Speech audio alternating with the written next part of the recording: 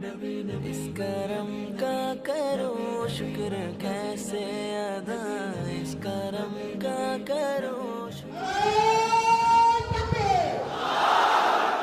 ইসলামী বিশ্ববিদ্যালয় কুষ্টিয়া কর্তৃক আয়োজিত আজকের এই সিরাত অনুষ্ঠানের সম্মানিত সভাপতি, সম্মানিত শিক্ষকবৃন্দ আছেন, আমার প্রাণপ্রিয় শিক্ষার্থীবৃন্দরা। ইসলামী বিশ্ববিদ্যালয় ইসলামকে ধারণ করবে, ইসলামী বিশ্ববিদ্যালয় ইসলাম চর্চা হবে, এটাই স্বাভাবিক। দুর্ভাগ্য আমাদের, আমরা ইসলামী বিশ্ববিদ্যালয়ের মতো প্রতিষ্ঠানেও ইসলাম চর্চা করতে গিয়ে বাধাগ্রস্ত হতে হয়। আমি কোনো এক ইসলামী বিশ্ববিদ্যালয়ের প্রোগ্রামে যখন আমাকে বসিয়ে রেখে মিউজিকের উপস্থাপন করা হয়েছে, আমি সেখানে কর্তৃপক্ষের সামনেই বিনয়ের সাথে প্রতিবাদ করেছি এবং বলেছি, প্রতিষ্ঠানের নামের মধ্যে যখন ইসলাম রেখেছেন, তাহলে কাজের মধ্যে এই দ্বিচারিতা কেন হবে? আলহামদুলিল্লাহ, দীর্ঘ প্রতীক্ষার পরে হলেও ইসলামী বিশ্ববিদ্যালয় তার আপন রূপে ফিরেছে এবং সেখানে ইসলাম চর্চা করা যাচ্ছে। মহান রব্বে কারিমের দরবারে সেজন্য শুকরিয়া জানাচ্ছি। আলহামদুলিল্লাহ, শুকরিয়া জানাচ্ছি মাননীয় ভিসি মহোদয় সহ সংশ্লিষ্ট সকলকে, যাদের অক্লান্ত পরিশ্রমে আজকের এই প্রোগ্রাম এই পর্যন্ত এসেছে। আল্লাহ রাব্বুল আলামিন আমাদের সবাইকে এখান থেকে আলো গ্রহণ করবার তৌফিক দান করুন।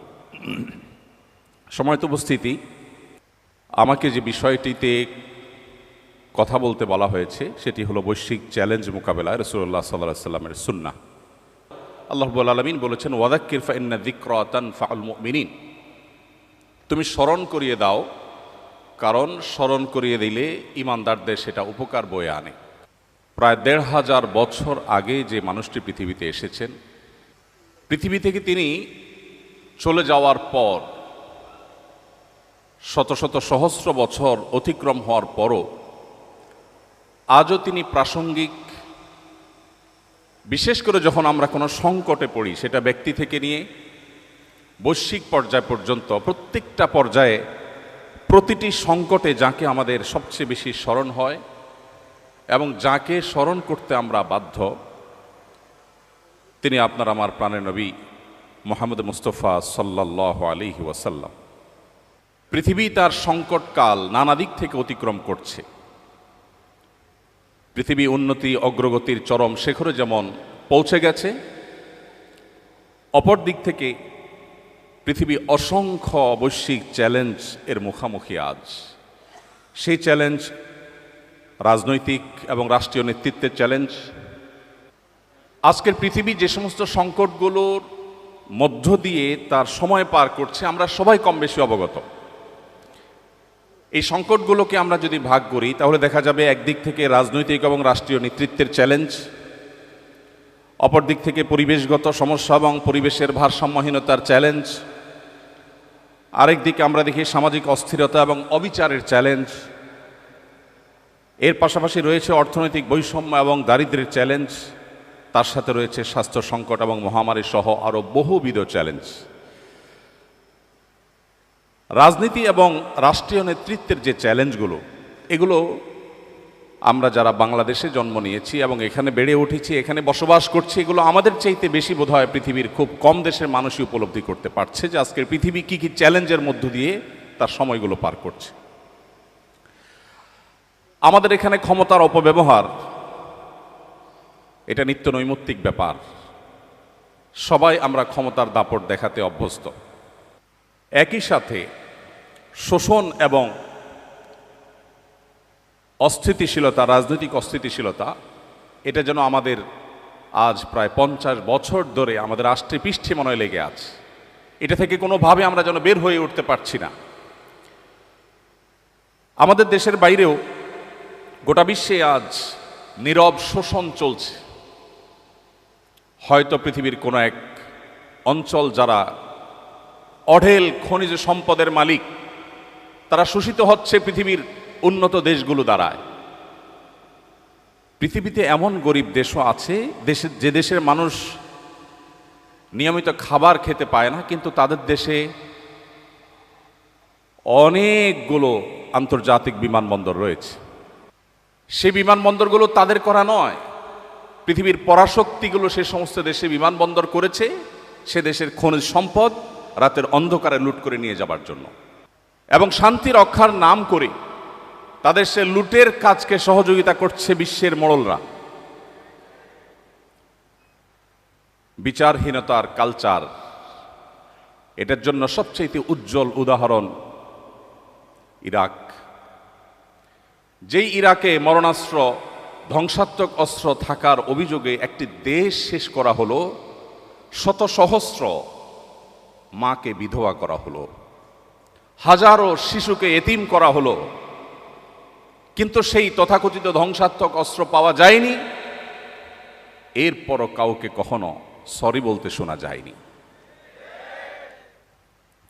বিচারহীনতার সবচেয়ে বড় উদাহরণ ফিলিস্তিন, যেখানে যেখানে মানুষ হত্যা করা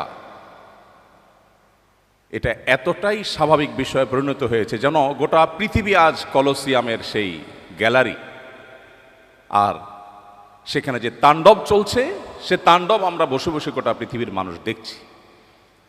আগামী 100 বছর 200 বছর পরের যে প্রজন্ম পৃথিবীতে আসবে, আমাদের নিয়ে তারা আলোচনা করবে পৃথিবীতে তখন মানুষ ছিল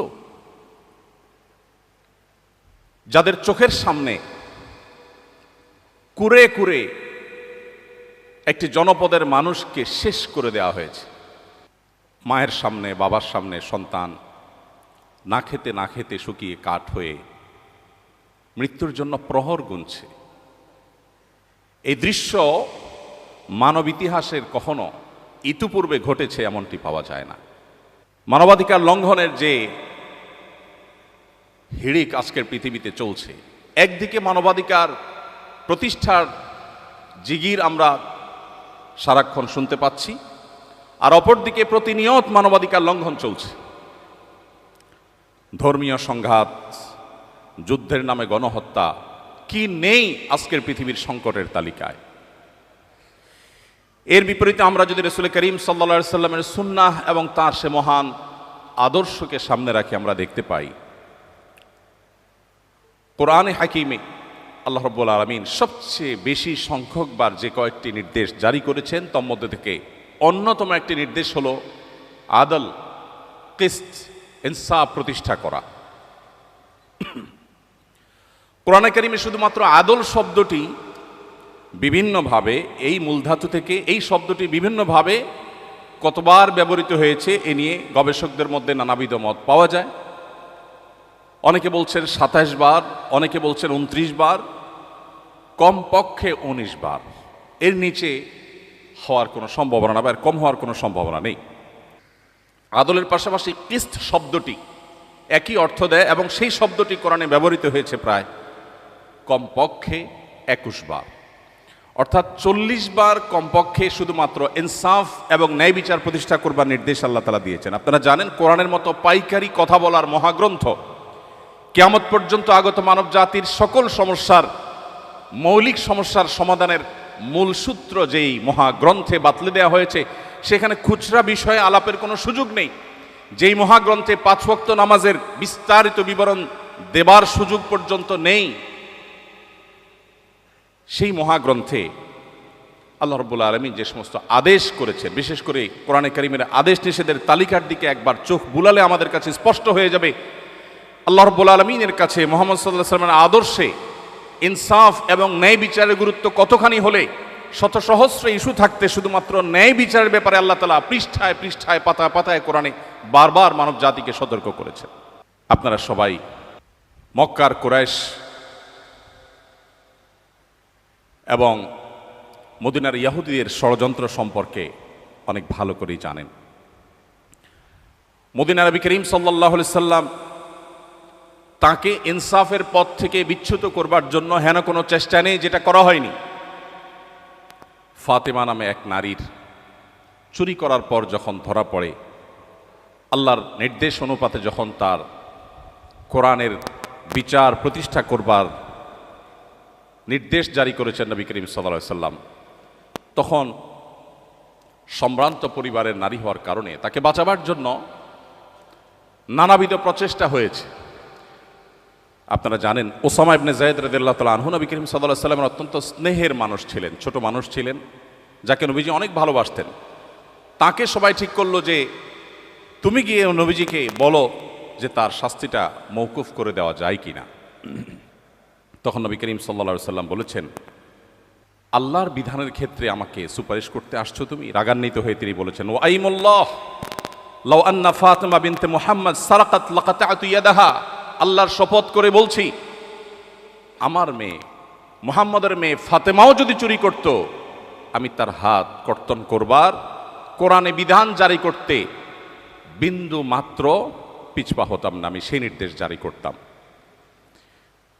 নবী করিম সাল্লাল্লাহু আলাইহি ওয়াসাল্লাম এই হাদিসে এও বলেছেন যে আগের যুগের মানুষেরা মুখ দেখে বিচার করত। সম্ভ্রান্ত শক্তিশালী ফ্যামিলির, ঐতিহ্যবাহী বা অভিজাত ফ্যামিলির কেউ অন্যায় করলে তারা আইন এবং বিধিবিধানকে পাশ কেটে যেত আর গরিব মানুষদের উপরে আইন প্রয়োগ করত। কিন্তু মুহাম্মদ সাল্লাল্লাহু আলাইহি ওয়াসাল্লাম এসেছেন পৃথিবীকে ইনসাফ দিয়ে পরিপূর্ণ করতে। বিদায় হজের সেই ঘোষণা নবী করিম সাল্লাল্লাহু আলাইহি ওয়াসাল্লামের পৃথিবীতে মানুষে মানুষে ভেদাভেদ দূর করবার সেই ঐতিহাসিক ঘোষণা আজও আমাদের কানে বাজে। তিনি বলেছিলেন, আলা আলা আলা লা ফাদলা লি আরাবিয়্যিন আলা আজামি ওয়ালা লি আজামিয়্যিন আলা আরবি। আরব বিশ্বের মানুষদের আত্মসম্মান, আত্মমর্যাদা, বরং কোনো কোনো ক্ষেত্রে তাদের আত্ম অহংকার, এটা কোন পর্যায়ে যারা আরবে ছিলেন কিংবা আরাবিয়ানদেরকে যারা দেখেছেন তারা ভালো বলতে পারবেন।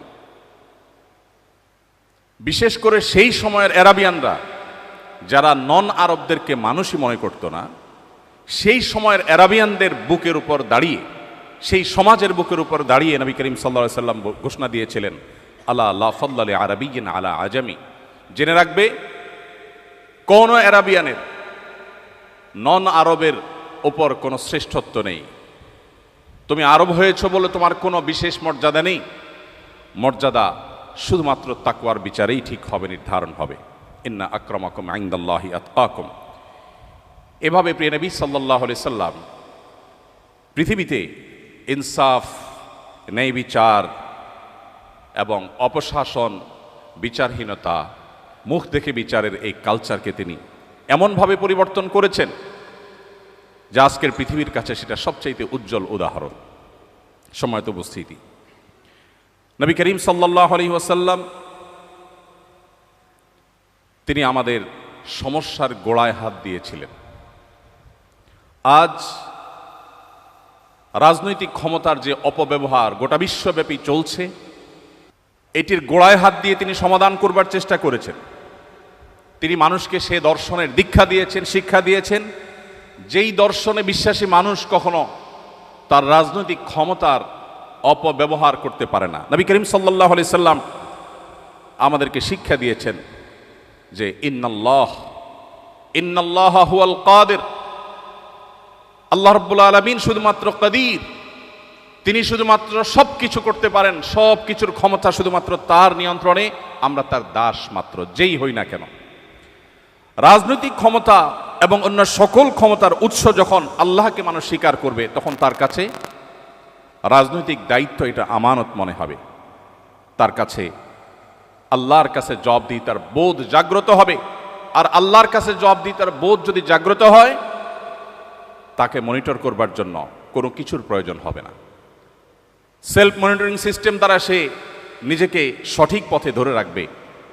আজকের পৃথিবী আজও যদি মুহাম্মদ সাল্লাল্লাহু আলাইহি সাল্লামের সেই জীবন দর্শনকে ধারণ করে, আজ যে সমস্যাগুলো আমরা দেখছি এগুলোর সমাধানের পথ অনেক সহজেই তারা খুঁজে পাবে।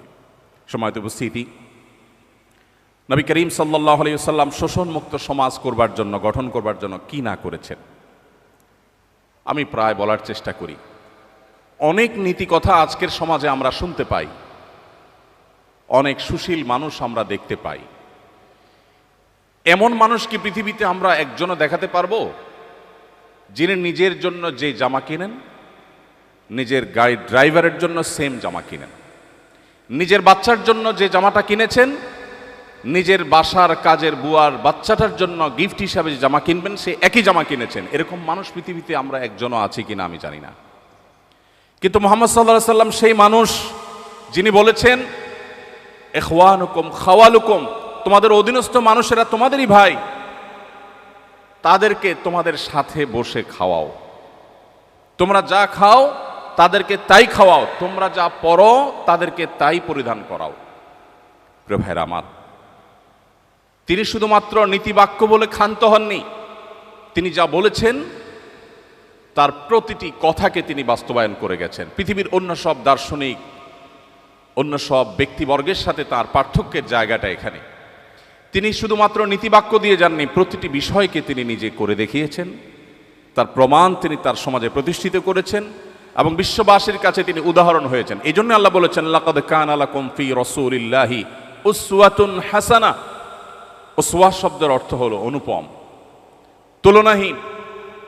আল্লাহর রাসূলের মধ্যে রয়েছে তোমাদের জন্য এমন আদর্শ, যে আদর্শ তোমরা আর কোথাও খুঁজে পাবে না। পৃথিবীতে কোনো মনীষী পাওয়া কঠিন হবে, তিনি যত বড় মহানই হন না কেন, যে তার বাসার অধীনস্থ কাজের লোকদের জন্য সেই পোশাক কিনবেন যে পোশাক তার গায়ে থাকবে। একই গাড়িতে চলবেন, ড্রাইভার এবং তার পোশাকে কোনো পার্থক্য থাকবে না। একই জামা, একই ব্র্যান্ডের, হয়তো একই কালারের জামা তিনি পরবেন এবং পরাতে দিবেন। এত মহান মানুষ পৃথিবীতে মুহাম্মদ সাল্লাল্লাহু আলাইহি সাল্লাম ছাড়া আর কাউকে পাওয়া সম্ভব নয়। সম্মানিত উপস্থিতি, শোষণমুক্ত সমাজ গড়ে তোলার জন্য শ্রমিকের অধিকার নিয়ে কি না করেছেন তিনি। পৃথিবী বলছে শ্রমিকের অধিকার দাও, নবীজি বলছেন না, হয়নি। শ্রমিকের অধিকার দেওয়া নয়, ঘাম শুকাবার আগে দিতে হবে। পৃথিবী বলে শ্রম দিয়েছে তারপর পারিশ্রমিক দাও, নবীজি বলেছেন না, শ্রম দিয়ে শেষ করার আগে আগে পারিশ্রমিক দাও।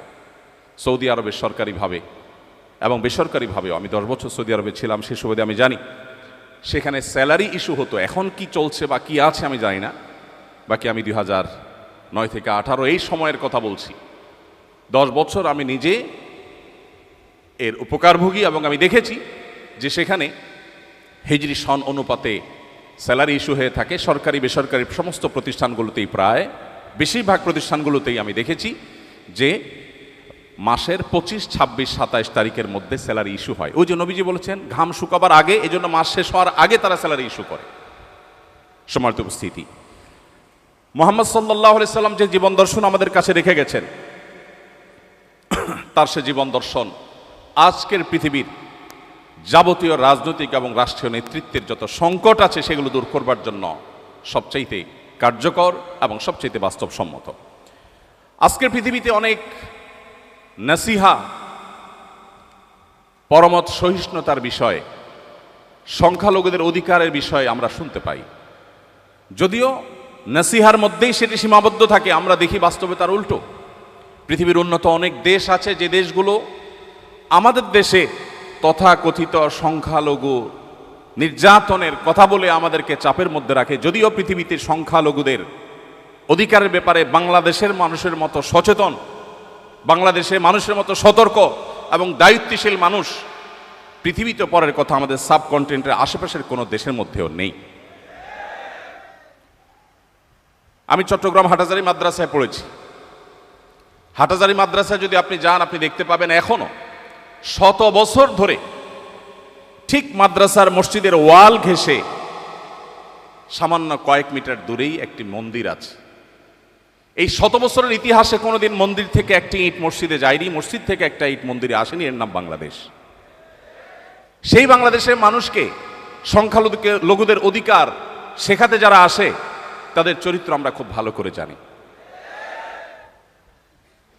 মুসলমানদের সাথে মুস্কি হেসে কথা বলে মুসলমানদের ধ্বংসের যাবতীয় আয়োজন করার এই কারিগরেরা আমাদেরকে আজ সবক দিতে আসে সংখ্যালঘুদের অধিকারের ব্যাপারে।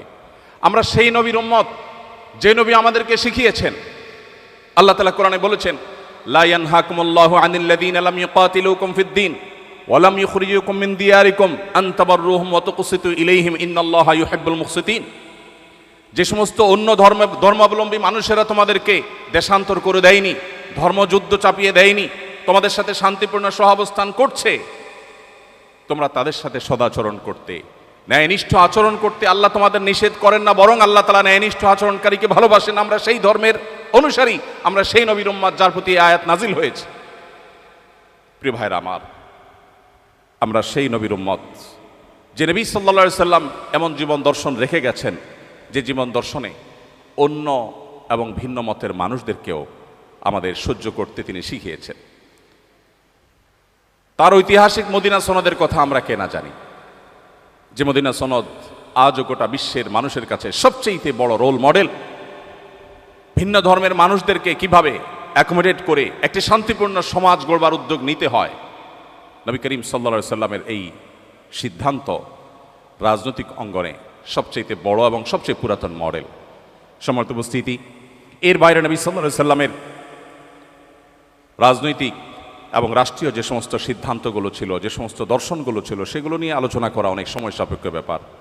আমি আর সেদিকে যাচ্ছি না, শুধুমাত্র শেষের দিকে এসে বলছি, আজকে যুদ্ধের নামে যে গণহত্যা পৃথিবীতে চলছে, আমাদের দেশেও অনেককে দেখা যায় প্রিয় নবী মুহাম্মদ সাল্লাল্লাহু আলাইহি সাল্লামের চরিত্রে কালিমা লেপনের ব্যর্থ চেষ্টা তারা করেন।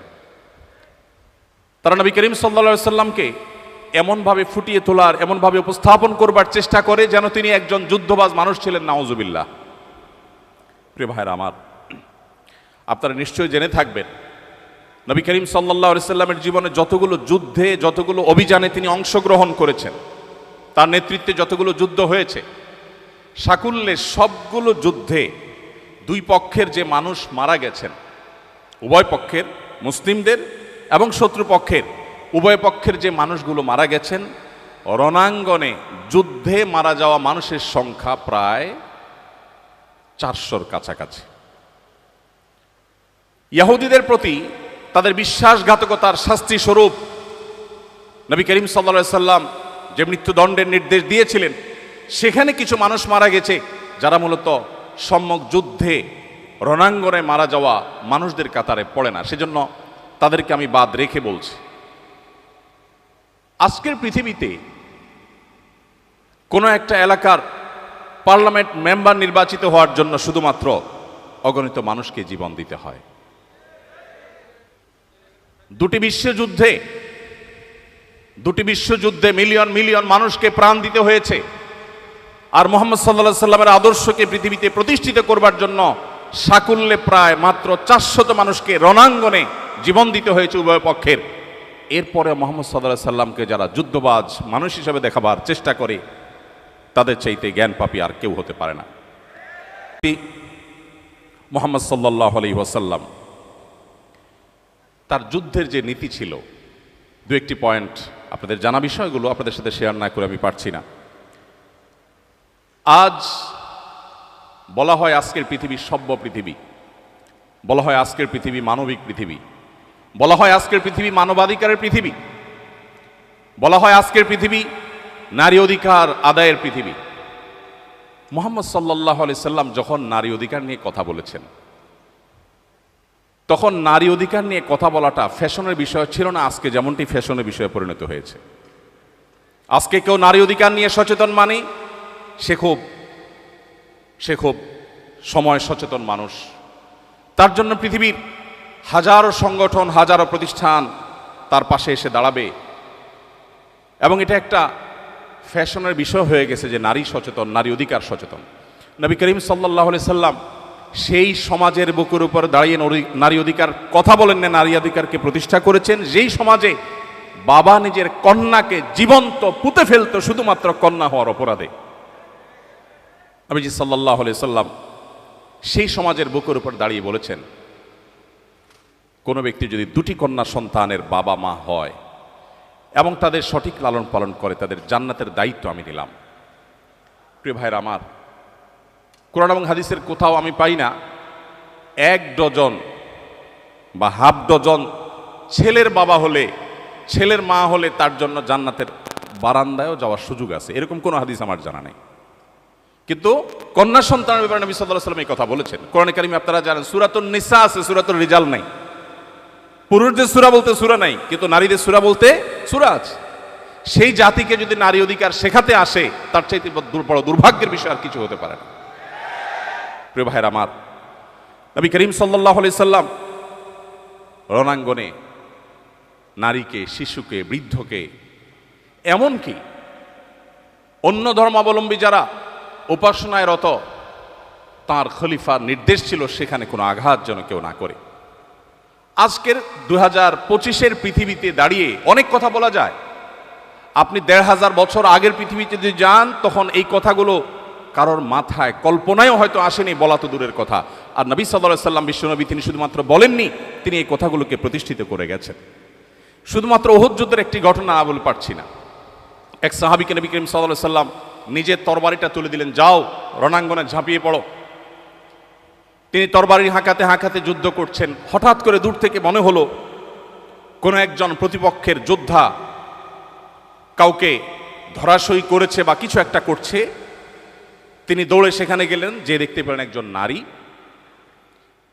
যিনি একটি লাশের সাথে এমন আচরণ করছেন যেটি কোনো মানুষ সহ্য করতে পারে না। আপনারা সবাই কম বেশি জানেন।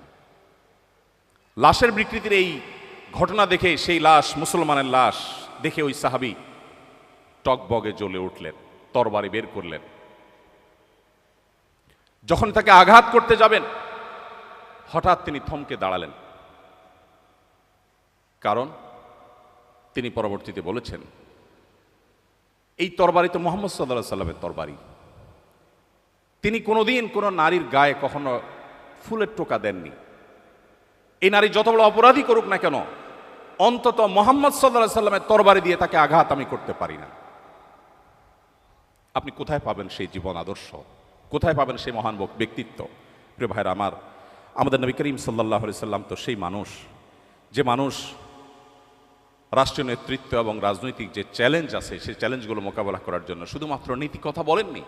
আপনারা সবাই জানেন, তিনি বিছানায় শুয়েছেন, পিঠে দাগ পড়ে গেছে, তাকে মায়া করে বলা হলো, আপনার জন্য একটু নরম বিছানার ব্যবস্থা করি। তিনি বলেছেন, না, প্রয়োজন নেই।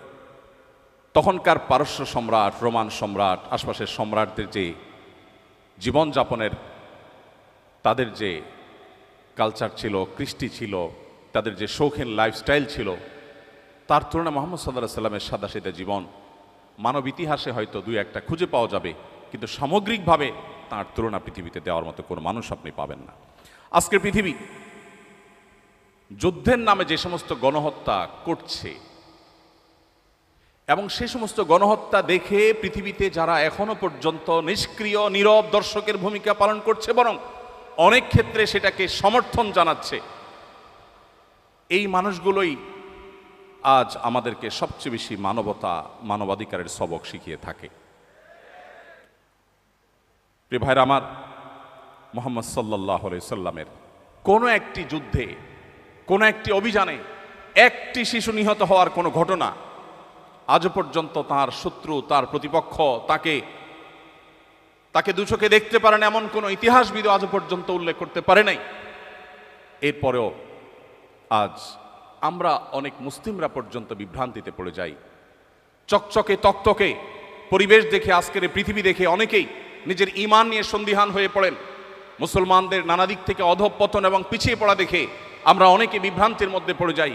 সন্দেহাতীতভাবে কিয়ামতের আগে যে ফিতনাগুলো পতিত হওয়ার কথা নবীজি বলেছিলেন, এগুলো তার মধ্যে থেকে একটি। অতএব আজও আমাদেরকে বৈশ্বিক চ্যালেঞ্জ মোকাবেলার জন্য ফিরে যেতে হবে মুহাম্মদ সাল্লাল্লাহু আলাইহি সাল্লামের সিরাতে, তার জীবন দর্শনে এবং তার আদর্শের কাছে। আজকে পৃথিবীতে যে পরিবেশগত সমস্যা, সংকট চরম আকার ধারণ করেছে, আপনারা সবাই কম বেশি জানেন। আপনি ইউরোপে, আমেরিকাতে, পশ্চিমে গেলে নিশ্চয়ই দেখবেন যে পরিবেশ বান্ধব করার জন্য তাদের হেন কোনো চেষ্টা নাই, তারা করছে না। অথচ উন্নতির নামে, জীবনকে সহজ করবার নামে মানব সভ্যতার ধ্বংস ডেকে আনতে পারে এরকম বহুবিধ কাজ আমরা করেছি। এখন সেই আমরা আজ পরিবেশের ভারসাম্যহীনতাকে দূর করবার জন্য আমরা সংগ্রাম করে চলেছি। পানির অপচয়, এটা তো এখন ফ্যাশনের ব্যাপার। আমরা যারা নিজেদেরকে মুসলমান বলছি, মুহাম্মদ সাল্লাল্লাহু আলাইহি সাল্লামের আদর্শ অনুসারে বলছি, আমরা ওযু করতে যে পরিমাণ পানি, ট্যাপের পানি ব্যবহার করে থাকি, শুধু সেই পানিটাকে একত্র করলে দেখা যাবে ওই পানি দিয়ে মুহাম্মদ সাল্লাল্লাহু আলাইহি সাল্লাম বহুবার গোসল সম্পন্ন করতেন। তার গোসলে কি পরিমাণ পানি লাগতো হাদিসে সেটা এসছে, নিশ্চয়ই আপনারা জানেন। তিনি ওযুতে কি পরিমাণ পানি ব্যবহার করতেন, কতটুকু পানি বরাদ্দ করতেন, সেটাও হাদিসে এসেছে। আমাদের ওযুতে, বিশেষ করে ট্যাপ ছেড়ে দিয়ে যখন আমরা ওযু করি, যে পরিমাণ পানি ব্যবহার করি, তার বহুবার গোসলেও এত পানি দরকার হতো না। নবী করিম সাল্লাল্লাহু আলাইহি সাল্লাম পানি অপচয় সম্পর্কে যখন নিষেধাজ্ঞা আরোপ করেছেন, সতর্ক করেছেন, কেউ যখন বলল হে আল্লাহ রসুল, আমরা যখন সমুদ্রে থাকি, নৌকায় বা জাহাজে থাকি, তখনও কি পানি ব্যবহারের সময় আমাদেরকে হিসেব করতে হবে? সেখানে তো পানির কোনো অভাব নেই। নবীজি বলেছেন হ্যাঁ, সেখানেও তোমাকে পানি ব্যবহারে মিতব্যয়ী হতে হবে। প্রিয় ভাইয়ের আমার, নবী করিম সাল্লাল্লাহু আলাইহি সাল্লামের প্রত্যেকটা বিষয়কে আমরা 2025-এর পৃথিবীতে বসে আলোচনা করছি, পর্যালোচনা করছি, কিন্তু আমাদের উচিত 1500 বছর আগের পৃথিবীতে ফিরে গিয়ে তারপর কল্পনা করা এবং মূল্যায়ন করা, পর্যালোচনা করা যে সেই সমাজের বুকে এটা বলাটা কেমন ছিল। আজকের পৃথিবী পরিবেশ দূষণ করে গোটা পৃথিবীকে বাস অযোগ্য করে ফেলেছে, আমরা করে ফেলেছি। এরপর আমরা এখন পরিবেশ রক্ষার কথা বলছি। মুহাম্মদ সাল্লাল্লাহু আলাইহি সাল্লাম যখন পরিবেশ রক্ষার পরে সচেতনতা সৃষ্টি করেছেন, তিনি যখন মানুষকে অ্যাওয়্যার করেছেন, মানুষকে সচেতন করেছেন, পৃথিবী পরিবেশের এই সংকটের মধ্যে ছিল না, আমরা সবাই কম বেশি জানি। তিনি বলেছেন, আপনারা সবাই নিশ্চয় জানবেন নবী সাল্লাল্লাহু আলাইহি সাল্লামের হাদিস, তোমার হাতে যদি কোনো গাছের চারা থাকে, এদিকে ইসরাফিল আলাইহিস সালামকে সিংহা ফুৎকার দিতে তুমি দেখো, যিনি সিংহা ফুৎকার দেওয়ার প্রস্তুতি নিয়েছেন, এখনই ফুৎকার দিবেন, যাতে গোটা পৃথিবী সৃষ্টি জগতের সব কিছু তোলার মতো উঠতে থাকবে, গাছপালা কিছুই থাকবে না। এরকম পরিস্থিতিতেও তোমার হাতে থাকা গাছের চারাটা তুমি রোপণ করে দাও। পৃথিবীর কোন মনীষী এমন অসাধারণ এবং এমন জীবনমুখী, বাস্তবমুখী শিক্ষা এবং নির্দেশনা দিয়েছেন? প্রিয় ভাইরা আমার, তিনি যখন আমাদেরকে বলেছেন ইয়াকুমুল জুলুস আলাত তারিক, তোমরা কেউ পথে ঘাটে বসবে না, রাস্তায় বসবে না, রাস্তা দখল করবে না, তখন কিন্তু রাস্তায় যানজটের সমস্যা সৃষ্টি হয়নি। সেই 1500 বছর আগের পৃথিবীতে মক্কাতে মানুষই ছিল হাতে গোনা কয়েকজন। রাস্তায় যানজট হওয়ার কথা মানুষ স্বপ্নে কোনোদিন ভাবেও না যে রাস্তায় কোনোদিন যানজট হতে পারে। সেই সময় তিনি বলে গেছেন ইয়াকুমুল জুলুস আলাত তারিক, তোমরা কেউ রাস্তা দখল করতে যাবে না, খবরদার।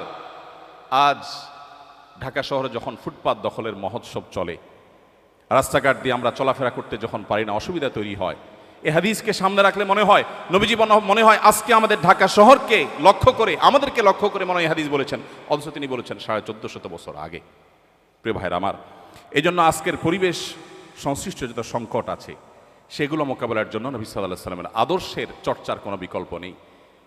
একটি বিষয় আমি বিশেষভাবে উল্লেখ করতে চাই, হাদিসটি আমরা সবাই কম বেশি জানি। নবী সাল্লাল্লাহু আলাইহি সাল্লাম বলেছেন ইমানের 70 শাখা আছে, আদনাহা ইমাতাতুল আযা আনিত তারিক, ইমানের সবচেয়ে সাধারণ শাখা হলো পথ পরিষ্কার করা। পথ পরিষ্কার করা ইমানের অঙ্গ। অথচ আমরা যারা 5 ওয়াক্ত নামাজ পড়ি সে মুসলমানরাও অন্যের ফেলে দেয়া ময়লা আবর্জনা বা মানুষের কষ্টের কারণ হতে পারে সেরকম কোনো কিছু থেকে রাস্তাকে পরিচ্ছন্ন করা, রাস্তায় পরিচ্ছন্নতা অভিযানে সামিল হওয়া, এটাকে ইবাদত হিসাবে গণ্য করা, সওয়াবের কাজ হিসাবে গণ্য করার নজির খুব কম আছে। আমরা সুন্নাহ ফাউন্ডেশন থেকে অনেক দিন থেকে ভাবছি সারা দেশে ইমামদের জন্য কয়েকটি কম্পিটিশনের অ্যারেঞ্জ করব। তার মধ্যে থেকে একটি থাকবে কোন ইমাম তার মসজিদ এরিয়াকে সবচেয়ে সুন্দর, সবচেয়ে ক্লিন, পরিচ্ছন্ন করতে পারেন ইমামের নেতৃত্বে মুসল্লিদেরকে সাথে নিয়ে। কারণ আমার রাসূল তো আমাকে পথ পরিষ্কারের আলাদা নির্দেশ করেছেন এবং এটা একটা আমল, এটা একটা সওয়াবের কাজ। আমরা যদি ঢাকা শহরের 1 কোটি মানুষ মাত্র 10 মিনিট সময় হাতে নিয়ে আমরা যদি ঢাকা শহরকে পরিচ্ছন্ন করতে যাই, আমার তো মনে হয় ঢাকা শহরের কোনো ময়লা আবর্জনা কোনো কিছুই অবশিষ্ট থাকার কথা নয়।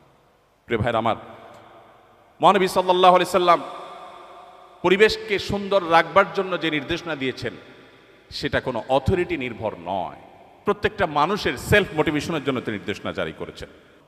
সম্মানিত উপস্থিতি, সামাজিক অস্থিরতা এবং অবিচার আজ চরমে, আমরা কে না জানি। আইন শৃঙ্খলা চকচকে তকতকে দেখি পৃথিবীর অনেক দেশে, যেটা দেখে আমাদের মনে হয় যে বাহ, কত সুন্দর তারা সভ্য হয়ে গেছেন। সন্দেহাতীতভাবে অ্যাপ্রিসিয়েট করার মতো অনেক কিছু আছে, কিন্তু এর পেছনের যে আমাদের অজানা ইতিহাস, অজানা ঘটনাবলী বা অজানা অধ্যায় আছে, সেটাও আমাদের আমলে আনা উচিত এর সঠিক পর্যালোচনা করবার জন্য। আজ পৃথিবীর সবচেয়ে উন্নত অংশ মনে করা হয় যে দেশ বা যে দেশগুলোকে, সেখানে বর্ণবাদ এখনো এতটা শক্তিশালী যে এখনো পর্যন্ত কৃষ্ণাঙ্গদেরকে দিনের আলোতে পায়ের নিচে পাড়া দিয়ে মেরে ফেলা হচ্ছে, গোটা পৃথিবী দেখছে। এখনো প্রতিনিয়ত শুধুমাত্র ভিন্ন বর্ণের হওয়ার কারণে নানা রকম বৈষম্যের শিকার হতে হচ্ছে। প্রিয় ভাইরা আমার, মুহাম্মদ সাল্লাল্লাহু আলাইহি সাল্লাম যে জীবন দর্শন আমাদের সামনে রেখে গেছেন, সেখানে আমরা কে না জানি বেলাল হাবশী রাদিয়াল্লাহু তাআলা আনহু সুদূর ইথিওপিয়ার সেই টিগ্রে অঞ্চলের হাবসি ভিলেজ থেকে আগত, কোথায় সে ইথিওপিয়া আফ্রিকার আর কোথায় সে মক্কা, সেখান থেকে আগত কৃতদাস বেলাল হাবশী রাদিয়াল্লাহু তাআলা আনহু, তাকে এত মর্যাদা মুহাম্মদ সাল্লাল্লাহু আলাইহি সাল্লাম দিয়েছেন যে তাকে তিনি তার মুয়াজ্জিন ঘোষণা করেছেন। নবীজির সময়কার মুয়াজ্জিন আর আজকে আমাদের সমাজের মুয়াজ্জিন এক নয়। আমরা জানি আমাদের সমাজে মুয়াজ্জিন খুবই সাধারণ একজন মানুষ হয়ে থাকেন, সমাজে তার তেমন কোনো মর্যাদা থাকে না। মুহাম্মদ সাল্লাল্লাহু আলাইহি সাল্লামের সমাজের মুয়াজ্জিন ছিলেন সানি ইমাম, ইমামের পর যার মর্যাদা, আর ইমাম যিনি রাষ্ট্রনায়ক তারপরে যার অবস্থান, তার মর্যাদা কতখানি থাকতে পারে তা বলার অপেক্ষা রাখে না। যে মানুষটিকে মক্কার মানুষেরা নির্যাতন নিষ্পেষণ করেছিল, মুহাম্মদ সাল্লাল্লাহু আলাইহি সাল্লাম তাকে সে মর্যাদা দিয়েছেন। সময়ত ভাইরা, বর্ণ বৈষম্য দূর করবার জন্য নবী করিম সাল্লাল্লাহু আলাইহি সাল্লাম বিদায় হজের ভাষণে বারবার করে বিভিন্ন অ্যাঙ্গেল থেকে মানুষকে সতর্ক করেছেন, সচেতন করেছেন। নারী অধিকার প্রতিষ্ঠা করার জন্য বলেছেন ফাস্তাউসু বিন-নিসাই খায়রা, নারীদের ব্যাপারে তোমরা আমার কাছ থেকে ওসিয়ত গ্রহণ করো, আমি ওসিয়ত করে যাচ্ছি তাদের ব্যাপারে সদাচরণ, তাদের ব্যাপারে দায়িত্বশীল আচরণ করবার জন্য তোমরা সদা প্রস্তুত থাকবে। আল্লাহ বলেছেন ওয়া আশিরুহুন্না বিল মারুফ, সংসার করতে হলে সুন্দর এবং সঠিকভাবে যথাযথভাবে ন্যায়সঙ্গতভাবে সংসার করবে। খবরদার তাদেরকে সংসারে আটকে রেখে বৈবাহিক জীবনে তাদেরকে আবদ্ধ করে রেখে জুলুম করবে, সেই ইখতিয়ার তোমাকে দেওয়া হয়নি।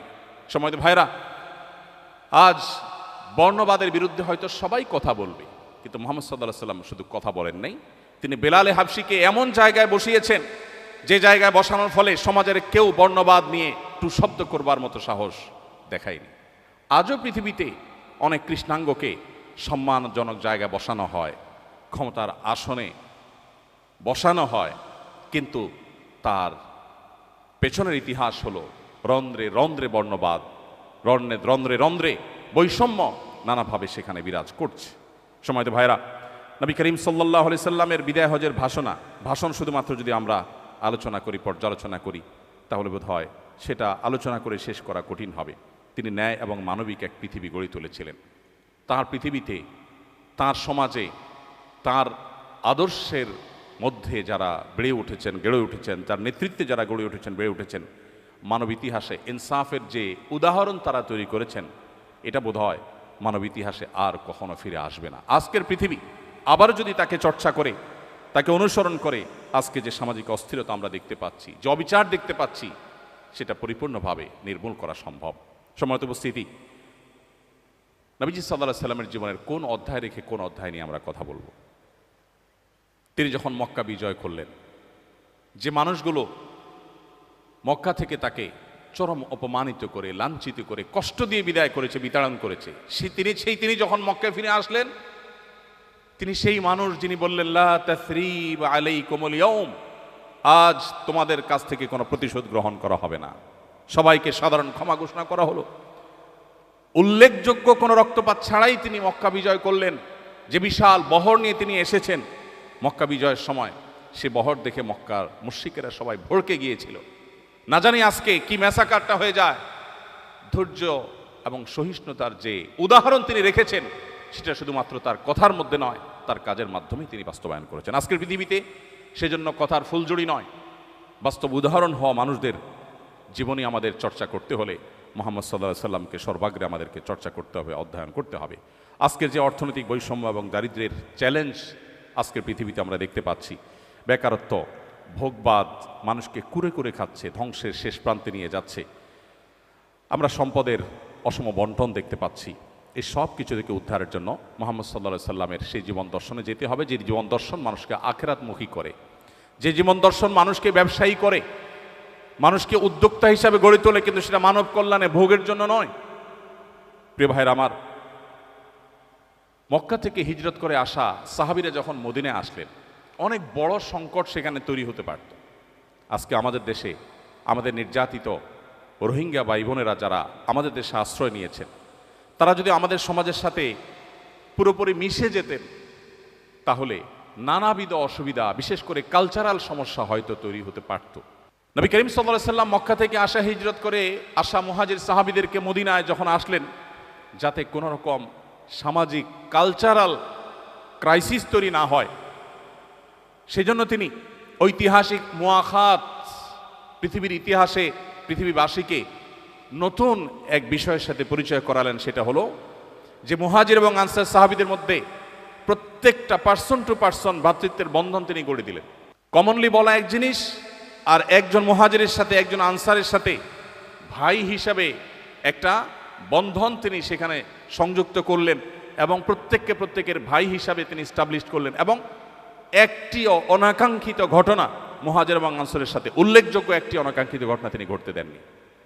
একবার একজন মুহাজির এবং আনসারের সাথে পানি নেওয়া নিয়ে একটু বাদানুবাদ হওয়ার পর একজন যখন তার সোজা দিকে, হে আমার আনসারি ভাইরা, তোমরা কোথায় আসো, এই মুহাজির ব্যক্তি আমাকে আঘাত করেছে, এরকম কিছু একটা যখন তিনি ডাক দিলেন, নবী সাল্লাল্লাহু আলাইহি সাল্লাম দীপ্ত কণ্ঠে বললেন, মালি, কি হলো আমার, যে তোমাদের কণ্ঠে আমি জাহিল যুগের আহ্বান শুনছি। এগুলো জাহিল যুগের আহ্বান, জাতিগত আহ্বান ডেকে সংঘাত সৃষ্টি করা, দাঙ্গা সৃষ্টি করা, মারামারি হানাহানি সৃষ্টি করা, এগুলো জাহিলি যুগের স্বভাব।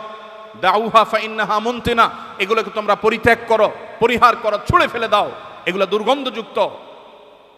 মানুষের মধ্যকার বৈষম্য দূর করে অর্থনৈতিক সংকট মোকাবেলা করার ক্ষেত্রে মুহাজির সাহাবীরা যখন মদিনায় এসেছেন, তখন তাদের হাতে কিছুই নেই, তারা রিক্ত হস্তে খালি হাতে এসেছেন। এতগুলো মানুষ মদিনা থেকে এসেছেন খালি হাতে, মক্কা থেকে এসেছেন খালি হাতে মদিনাবাসী, তাদের জন্য এই মানুষগুলো বোঝা হয়ে যেতে পারত।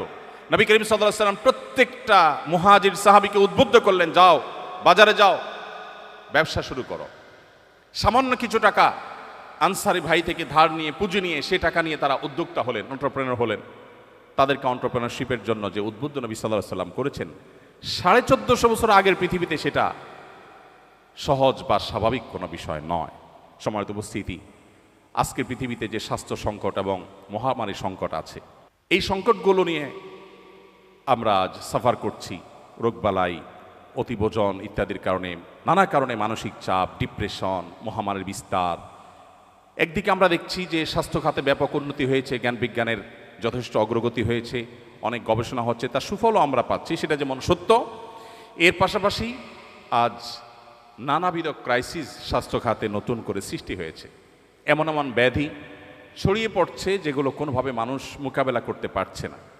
এগুলোর জন্য মানুষের হাতের কামাই দায়ী। আল্লাহ বলেছেন, যহারাল ফাসাদু ফিল বাররি ওয়াল বাহরি বিমা কাসাবাত আইদিন নাস, স্থলে জলে যত ব্যত্যয় সৃষ্টি হয়েছে এর সবই মানুষের হাতের কামাই।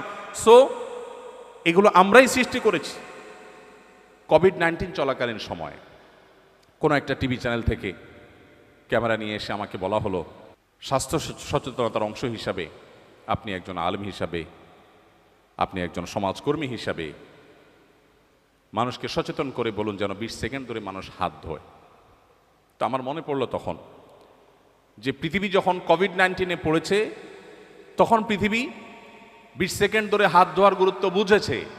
আমার নবী করিম সাল্লাল্লাহু আলাইহি সাল্লাম তো 1500 বছর আগেই আমাকে বলেছেন, দিনে কমপক্ষে 5 বার উভয় হাত 3 বার করে ধোয়ার জন্য। 3 বার যদি একজন মানুষ তার 2 হাতকে ভালো করে ধোয় এবং দলে, আমার তো মনে হয় 20 সেকেন্ডের বেশি সময় ধরে ধোয়া হবে, ডলা হবে, এবং সেটা দিনে কমপক্ষে 5 বার, এর বেশিও হতে পারে। অতএব আজকের পৃথিবী সংকটে পড়ে যে সমস্ত সমাধানের কথা চিন্তা করে ভাবে, মুহাম্মদ সাল্লাল্লাহু আলাইহি সাল্লামের জীবন আদর্শে সেগুলো বহু আগে বলে দেওয়া আছে। অতএব আজকে যে আমাদের অতিভোজনের কারণে সমস্যা, যে সংকটে মুখোমুখি আমরা, এক সময় আমরা আমাদের ছেলেবেলা দেখেছি দাওয়াত খেতে গেলে, কোথাও গেলে মানুষ সাধ্য, অবশ্য সেদে খাওয়ানো এটা বাংলাদেশে মানুষের কালচার, যে মেহমান বাঁচলো কি মরলো সেটা দেখার বিষয় না, খাওয়াতে হবে এবং নিজের পছন্দ মতো খাওয়াতে হবে। এখন মানুষ অনেক সচেতন, কেউ খেতে চায় না। যত বড় লোক খাবারের ব্যাপারে তত বেশি উনি সাবধান এবং সতর্ক। উনি খেতে চান না, এটা খাবেন না, ওটা খাবেন না, এটাতে ফ্যাট আছে, ওইটাতে তমুক আছে, ওইটাতে অমুক আছে, উনি ভেজিটেবল খাবেন, উনি ভেজিটেরিয়ান, ইত্যাদি ইত্যাদি ইত্যাদি। পৃথিবী অনেক বিপদের মুখোমুখি, সংকটের মুখোমুখি হয়ে যে জায়গায় এসেছে, মুহাম্মদ সাল্লাল্লাহু আলাইহি সাল্লাম বহু আগেই সেই জায়গায় তিনি ছিলেন। তিনি বলেছেন, পেটের 1 ভাগকে পানি দিয়ে পরিপূর্ণ করে, এক ভাগকে খাদ্য দিয়ে পরিপূর্ণ করে। এখন ডাক্তাররা আমাদেরকে বলছেন সালাদ খান, সবজি খান বেশি বেশি করে। তো নবীজি যে পানি দিয়ে পরিপূর্ণ করতে বলেছেন, আপনার সবজি বা সালাদ জাতীয় যে খাবারগুলো আছে এগুলো সবগুলোই তো পানি জাতীয় খাবার। তো নবীজি তো বলেছেন 1/3 সেগুলোকে বরাদ্দ রাখার জন্য, আর 1/3 সলিড খাবার দেওয়ার জন্য, আর 1/3কে খালি রাখার জন্য। তো নবীজির সেই কথায় আমরা এসেছি, কিন্তু বহুকাল পরে, বহু ক্রাইসিসের পরে।